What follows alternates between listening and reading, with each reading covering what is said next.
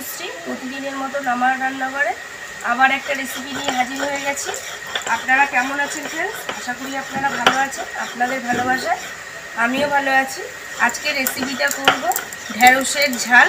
তার জন্য কি কি লাগবে দেখুন ফ্রেন্ডস। ঢেঁড়সটাকে আমি কেটে নিয়েছি ছোটো ছোটো করে, মশলাও একটা বেটে রেখে দিয়েছি, সাদা সর্ষে, কালো সর্ষে, অল্প একটু রাঁধুনি, সাথে আছে একটু পোস্ত আর কাঁচা লঙ্কা। এদিকে টমেটো গ্রেট করে নিয়েছি। গ্যাস অন করে খালি কড়াই বসিয়ে দিয়েছি। খালি কড়াই গরম হয়ে গেছে। কড়াইতে দিয়ে দেবো সর্ষের তেল।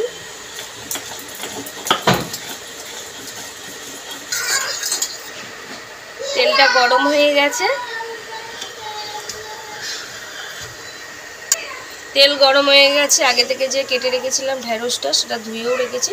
ঢেঁড়সটা ভেজে নেব একটু হালকা করে, একটুখানি নুন দিয়ে দেবো, হলুদ দিয়ে দেবো, দিয়ে রেখে একটুখানি হালকা করে ভেজে নেবো ঢেঁড়সটাকে।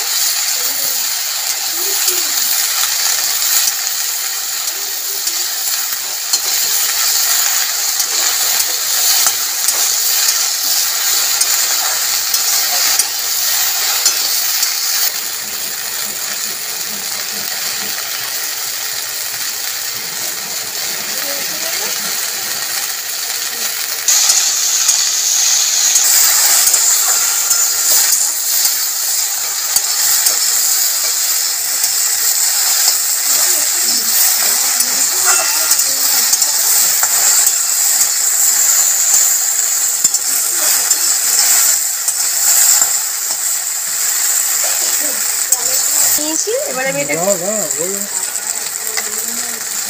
হলুদ দিয়ে নেড়েছে বেশ কিছুক্ষণ।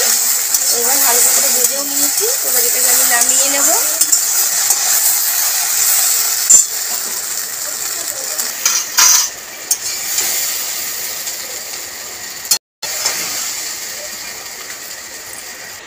ঢেঁড়সটা ভেজে নিয়েছি। এবার খালি কড়াইতে আবার একটু তেল দিয়ে দেবো।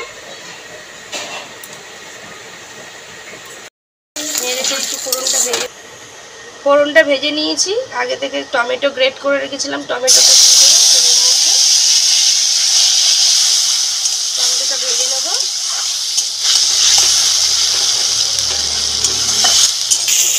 টমেটোটাও ভাজা হয়ে গেছে।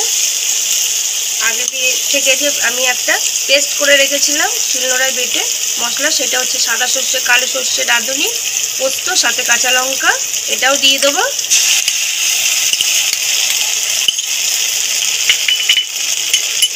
হলুদ,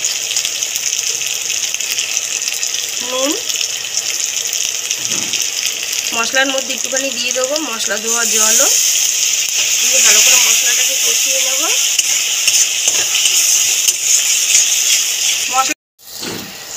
একটুখানি মশলা কষতে কষতে একটুখানি লঙ্কার গুঁড়ো আমি দিয়ে দিলাম। এবার ভালো করে মশলাটাকে কষিয়ে নেব।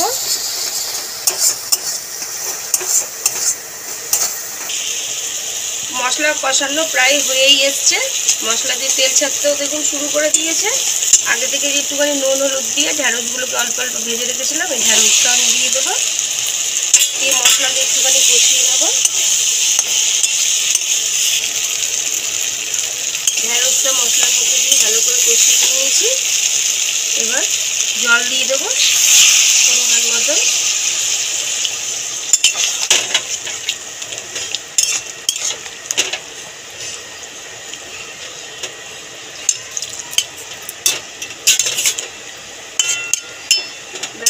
পরিমাণ মতন জল দিয়ে দিয়েছি। এবার ফুটতে একটু সময় দেবো, গা মাখা হয়ে যাবে গ্রেভিটা।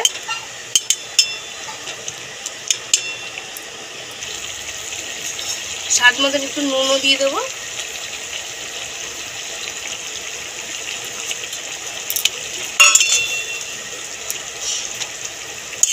নাড়িয়ে চাড়িয়ে দিলাম, নুনটা যাতে সব কিছুর সাথে মিশে যায়।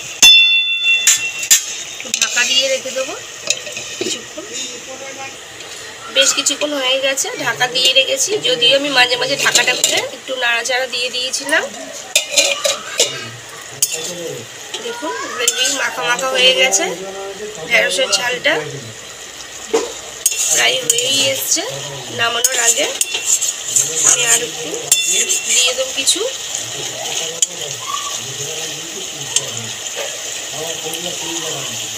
স্বাদটা বাড়ানোর জন্য একটুখানি চিনি দিয়ে দিলাম। আপনারা যারা পছন্দ না করেন তারা নাও দিতে পারেন। নাড়িয়ে চাড়িয়ে দেবো। ব্যাস রেডি ঢেঁড়সের ঝাল। আমি এটাকে নামিয়ে নেব।